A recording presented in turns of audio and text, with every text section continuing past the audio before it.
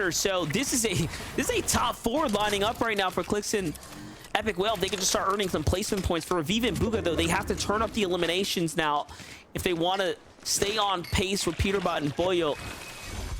You know, placement points aside, because look at how light the lobby is right now. You have to assume performance is probably feeling pretty solid, but more importantly, this game's ending really quickly, and the placement points are just around the corner, right? So that means the elims are going to start to run light. Cold is going to find elimination in the feed there onto Tahi, so things are starting to add up right now for even Acorn and Cold.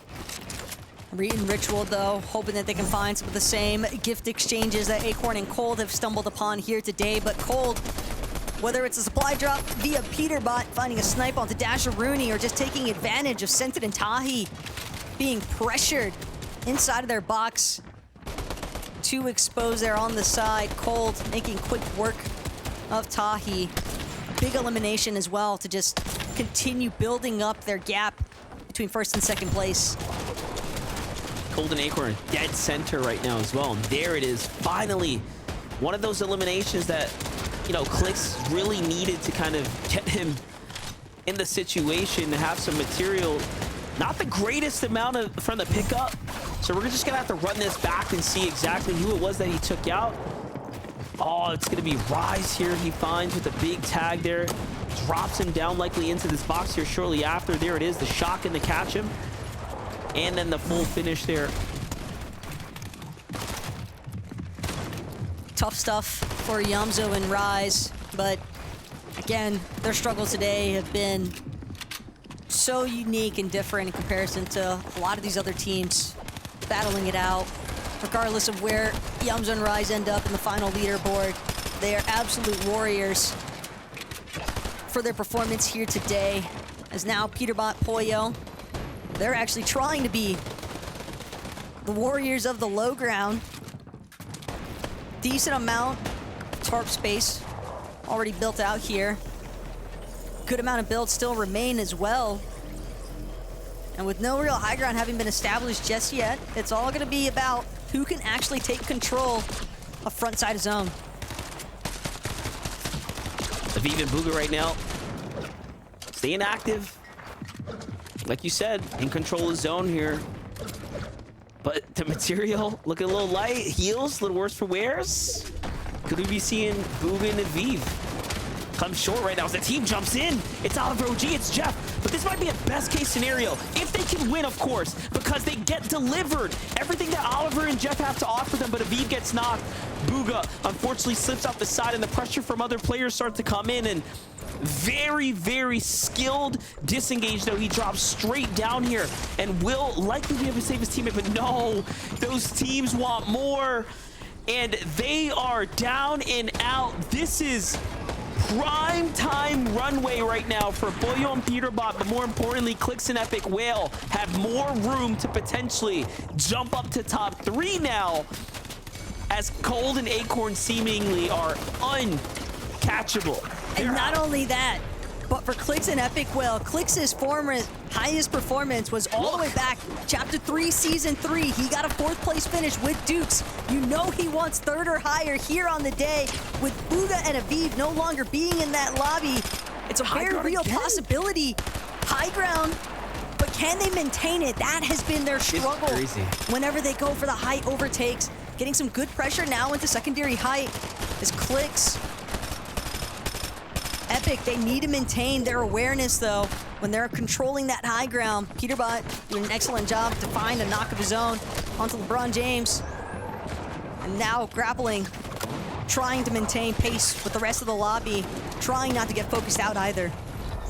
I just want to say, if all games are going to go for high ground, the last one, when no one or everyone has everything to gain, nothing to lose, essentially, as it's the end of the day, is so incredibly risky. Look at Peterbot, look at Boyo. They're moving up for a reason right now. And when you give them enough time, when there's not enough pressure and they can size up your position, it's all or nothing. Even Oliver OG decides to try to go for it. And I think Clix and Epic are really taking a bold move right here. And they will need a refresher if they want to maintain this, because other teams are going to start coming up here soon. They've got their eyes set currently on Oliver. Big pickup find as well. That material going to be much needed. Ritual all the while on the low ground. Miro, it's Cooper. They're going to be eliminated. Cold, Acorn now proving to be another set of foes here. Oh but my they just gosh. claim Chubbs instead. Bryce possibly still running around as a solo. Pollo, though, on the other hand, he is definitely a solo here. No Peterbot. Higher going. taken out. Catching points, making noise here. Pollo is not giving up. He wants to hold this positioning for as long as possible right now. Epic Whale gets broken off of the high ground, though. Cold and Acorn are trying to make a superstar podium finish here with the win if they can help it. But Pollo's still in this too, holding on as he takes down Bryce right now. There is so much unfolding here.